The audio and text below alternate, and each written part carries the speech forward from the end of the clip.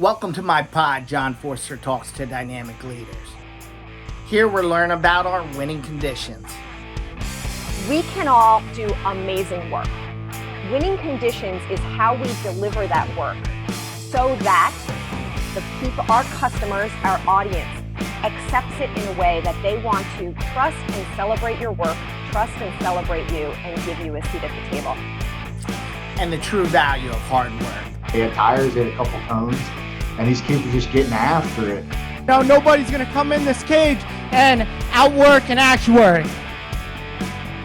What's up, everybody? John Forster here, episode 5 of John Forster Talks to Dynamic Leaders.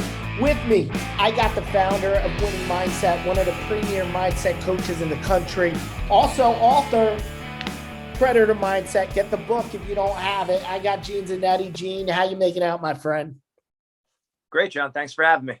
Nice. Great to have you on. So you're looking dapper. You're looking good. I expected you to be a little tired. I know you got a new baby in the house. How's that going? It's going well. No, it's not hard when you have a great wife. Nice. Yeah. I was in that boat. My wife did magic there, but definitely had some nights up. So it's a good time. Great time, but definitely tiring on you. So let's get into it, Gene. You know, you graduated from UPenn, Ivy League.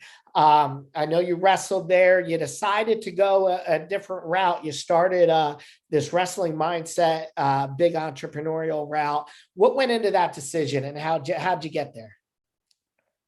Well, really just knowing how mental wrestling is, just in general. I mean, knowing that there's times where I did well, times I didn't do so well.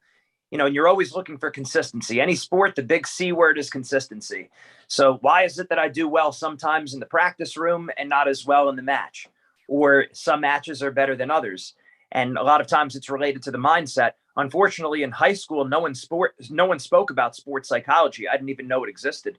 My mom would read Dr. Phil books and watch Tony Robbins, things like that. But, there wasn't anything specific towards sports. And then when I was in college, my first exposure to it was really, I read a book, Fight Your Fears and Win by Dr. Don Green. That was really helpful.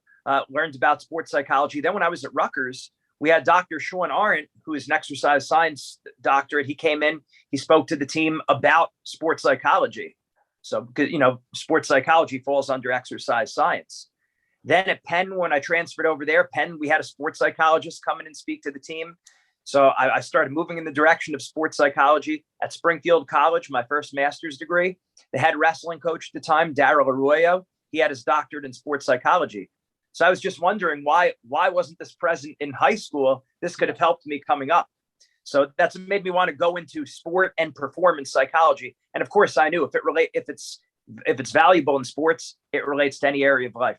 Yeah, exactly. I mean, I'm with you. I had those highs and lows. Sometimes you do great, sometimes you don't do great. And it's not about the physical preparation. It's a lot of times about the mental preparation. And I know once that kicked off, it grew like wildfire, right? I mean, everyone was talking about it. I think everyone kind of had that same mindset that the need was there. And then you started branching into some other sports. Why don't you tell us a little bit about that? Yeah. So my goal was always to make it mindset that's available to everyone, right? Me being the psychology background, I was thinking global. Now, my brother, Jeff, who's my business partner, and, we worked out together our whole lives, wrestling from high school and college. We were roommates at UPenn, and he had more of a business mind in this regard. He said, really, when we speak to everyone, we're speaking to no one. So he was was really honing in on the concept of niche marketing. So he said, let's start with the sport of wrestling. And then as things get underway with wrestling, once we become the top of our field in wrestling, then we could start branching out. So once we're able to take over the wrestling world, and we're nowhere near tapped on the market, but the point is we became number one in our fields. We said, okay, now let's start branching into baseball and soccer and tennis and so on and so forth. So we created a curriculum, wrestling specific, basically sports psychology for wrestling, made by wrestlers for wrestlers. So what we did is we just found people who play these other sports at a high level, who were also, most of them were psychology students also. And we said, let's modify the language for the sport, but let's maintain the essence of the lesson. So if I speak to an athletic department with 10 different sports, I could run that group. I could say, okay, everyone pull out confidence week 3. Now I know that's body language. They don't know that, but I know the topic is body language. Well, each sport, that's going to manifest itself a little bit different for golf than wrestling, than basketball, than football. But I can still mentally coach the entire room because your worksheets are specific to wrestling. The other guys' worksheets are specific to golf. The girls is specific to field hockey or swimming, and so on and so forth. So that was always the goal, to go more global. But we said, let's just start within the sport of wrestling. And then during COVID, that's when athletic departments shut down. They were on a freeze. They couldn't spend any money. They weren't allowed to. So that's when we said, okay, well, now let's make a greater focus into corporate America and sales teams. We were working with sales teams and businesses before then, more as a one-off. People who knew us from wrestling or knew us from high school. Hey, do the same thing you do with your sports teams with us. But that's when we started to make a much more concerted and focused effort towards businesses. And that's when we started working with groups like Mass Mutual, Northwestern Mutual, and so on and so forth. Yeah, and I definitely, someone who was in both worlds, the sports world and the business world, I see that overlap. What are some of the, main similarities or main differences that your program will adjust going from the sports to the business side? Really, mindset is mindset. So if you're afraid of losing or making a mistake in a wrestling match, or afraid of striking out at the plate in baseball, how is it really any different than being on a sales call and overcoming the fear of rejection? Yeah, it's really not. It's very, very similar.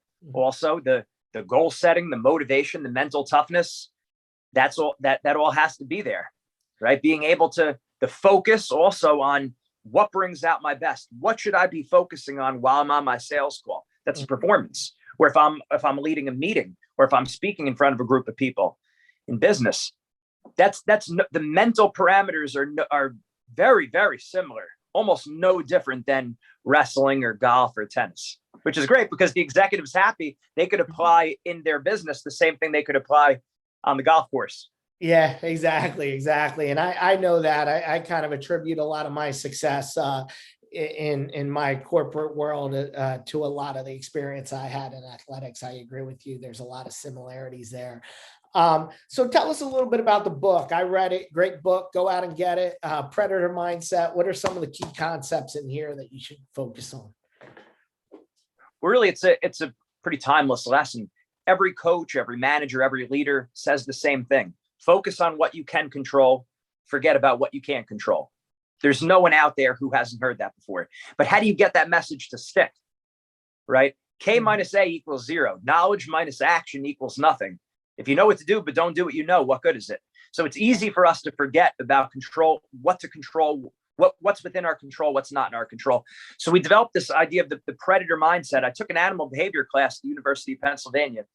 It was tough, but I did learn this, that predator animals have their eyes on the front of their head because they need to focus on where they're going. They're focused on their goals. So we say eyes on the front, like to hunt. And then prey animals, squirrels, chipmunks, rabbits, deer, their eyes are on the side of their head. They need to focus on what's going on around them so they don't get eaten. So just like eyes on the front, like to hunt, we say eyes on the side, like to hide. And that's only a metaphor. It's just figurative language for focus on the controllables, what's in front of you, your effort, your attitude, your aggressiveness, your preparation, your lifestyle. And don't focus on the things going on around you. Don't be looking to the side, comparing yourself to other people, thinking too much about other people's opinions of you. What other people think of me is none of my business, right? That's kind of a good way to live by. We make so many mistakes, and we get so down on ourselves because we're always so concerned. What are other people thinking about me? It's none of my business, really. So, and even focusing too much on making a sale or winning a sports competition or getting an A on a test. The A, the sale, and the win are not directly in your control. What is in your control, your direct control, is your effort, your attitude, your aggressiveness, those things that you control, that lead to the win or the A or the sale. So it's so applicable to any area of life. And we find that when we say this, people get it, whether it's an 8 or 9-year-old kid, whether it's the Olympians we're working with, a Fortune 500 company, or UFC fighters, they get it. It's an easy analogy to understand. So, and it's a quick shift when you're dealing within a business and organization. We do this all the time. And we speak about this to our clients, but we correct one another. Our management team, when we catch ourselves focusing on too much on what the competition is doing, one of us will say to the other, is that predator or prey mindset? Or last year we did this, overly focused on it, because of course you can look to the past and you can look at your competition healthy, but when you're overly doing it, now it becomes prey mindset, which is usually much sooner than most people think. Yeah, So definitely. Yeah, definitely. I loved it. I love the book. I liked the chapter about flipping the switch, and you had some great nicknames in there. You had Ocho Cinco, you had the Iceman Lydell, Notorious McGregor. I like that analogy that you're flipping the switch when you go to the cage. You did miss the actuarial assassin though. That's a good nickname. You should make sure that's in version 2. That's right. That's right. So part 2, you're always updating. And that's a good thing. That's one of the things that really helped us with the business. One of the things I learned was get to version 4.0 as quickly as possible. Yeah. In other words, more of a ready, fire, aim approach. It's the start that stops most people, just in general. So it's better to get started and then improve it over time rather than wait for every single light on the street to be green before going. So there's nothing wrong with making a edition 2, edition 3, edition 4, but make sure you're spending time on the most important things. That'd be a lesson for sports and for life. Get started, take action, fail forward. Got it. And what other, you mentioned some key concepts there. Give me another one that is a key concept folks should be thinking about in terms of mindset. Yeah, the most successful people. Well, I'll back up a second. First of all, the principles to be successful overall are the same principles as being happy. In other words, avoiding getting into these low areas, whether it be depression, anxiety, anger problems, right? If we're overly focused on other people, or if we're criticizing, blaming, complaining, again, thinking about things outside of our control, we're not only more likely to choke in a big competition or to blow a performance or to underperform on a sales call. It's the same thing that's going to make us depressed and anxious and mad. So 9 times out of 10, if you are disproportionately mad, sad, or any negative emotion, there's probably a lurking prey mindset in there. So be on the lookout for it. Now, look, we're human. We're going to get mad. We're going to get sad. We're going to get nervous. That's human. But to be disproportionately so, there's usually a prey mindset lurking there. So that's important. The other concept that I was going into before was that the most successful people and the happiest people, they tend to define success and failure more in terms of what they can control rather than what's outside of their control. So most people, the average person will talk about success and failure in terms of wins, records, your stats, how much money you made. They'll focus too much on the outcome. Whereas highly successful people, they don't keep score the same way. They're thinking in terms of them comparing themselves to their potential, right? What they can control, which is why a lot of times you see NCAA champions walk off the mat unhappy after winning. And a lot of people can't understand that, right? People will watch, well, why aren't they happy? They just won a national championship. Well, the reason why they're a national champion is because they don't think like you. They're not thinking about the win. They're thinking about doing all these little things right. So, and there's, of course, a healthy balance there, right? Because if you're overly perfectionistic, and this was my master's degree thesis, athletes that were more perfectionistic got more nervous, they underperformed.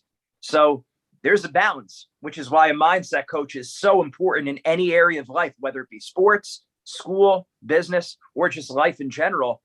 There are these paradoxes that exist. You have to care, but you can't care too much. You need to cross your I's and dot your T's and do your due diligence, but you can't be overly perfectionistic. That's a tough balance because it's almost not even a balance. It's an optimal point. You need to shift your weight one way one day, and then another point, even in the same day, you have to shift your weight the other way. That's a difficult thing for us to do as humans. So that's where having that coach, that outside pair of eyes, really helps. Yeah, definitely. It is all about balance. I think this has been great. You gave us a ton of nuggets to chew on. I've been following the Zannettis on social media. You're doing great things with your podcast and everything else. I see your brother, Jeff, is doing great things. And then big news from the Zannetti family. Tell us a little bit about what Greg's up to right now. Father Greg Zannetti. So he quite literally went from the rack to the knack. So the rack is Rutgers Athletic Center. He was a wrestler ranked in the top. He was ranked as high as 6th in the country. Yeah. But he was in the rankings basically throughout all of his junior and senior year of college. Really well, beat multiple NCAA finalists when he was there at Rutgers. And then while he was there, felt the calling to the priesthood. He had a girlfriend of 2 or 3 years. He broke up with her, and he started going to, after college now, he started going to Seton Hall in the seminary to become a priest. And then after 3 years there, he went to his last 3 years in Rome at the North American College Pontifical University. So they call that the NAC over there. So he went from the rack to the NAC. And while he was there, he was actually also training with the Italian Olympics Training Center with Abraham Cogneto, who just took a bronze medal out in Tokyo at the Olympics at Kyle Snyder's weight. So he was traveling sometimes 45 minutes from Rome to Ostia to train with those guys. The Italian coach actually wanted him on the team, but my brother wanted to focus more on the priesthood. So now he's a priest in Baskin Ridge, New Jersey, and he's doing great things. But again, it's that spirit, mind, and body. Really, the idea is to be the total package, and you can't be the total package if you're weak in any one of those areas. So spirit, mind, and body. It's not just a punchline. It's not just a catchphrase. It's a way of life. Yeah, very cool. Zannetti brothers doing great things. Props to Greg for going in that direction. Props to you guys for keeping the mindset going. I know you're impacting so many people with that. It's been great having you here. We're going to close out. I hear the music. Be sure to follow us on YouTube, Spotify, anywhere you get your major podcasts. I'll talk to you later, and be dynamic.